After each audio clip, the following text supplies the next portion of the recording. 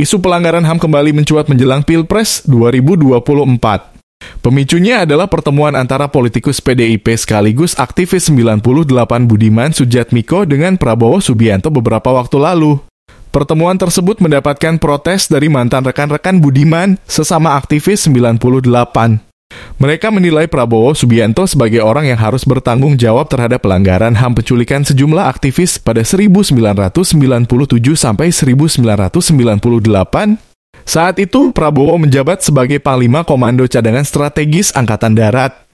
Menurut catatan Ikatan Keluarga Orang Hilang Indonesia, ada 13 orang yang hilang dan tak diketahui rimbanya hingga saat ini.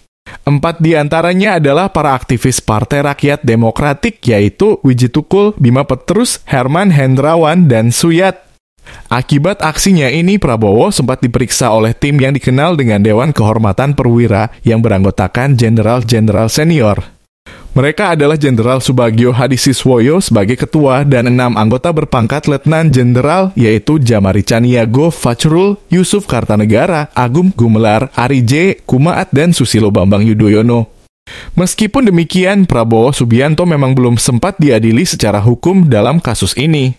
Rekomendasi DPR pada 2009 agar pemerintah membentuk pengadilan HAM ad hoc dan mengusut kasus penculikan 13 aktivis yang masih hilang pun tak berjalan hingga saat ini. Pemerintahan Presiden Jokowi justru memilih jalur non-hukum dengan membentuk tim penyelesaian non-yudisial pelanggaran HAM berat.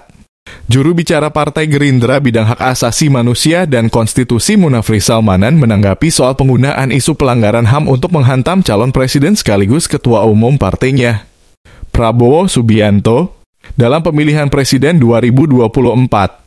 Munafrisal menyatakan bahwa masyarakat Indonesia tak percaya jika Prabowo melakukan pelanggaran HAM. Hal itu dia lihat dari perolehan suara Prabowo pada Pilpres 2014 dan 2019. Hingga saat ini, Munafrisal menyatakan tidak ada keputusan hukum yang menyatakan Prabowo Subianto bersalah dalam pelanggaran HAM pada 1997 sampai 1998.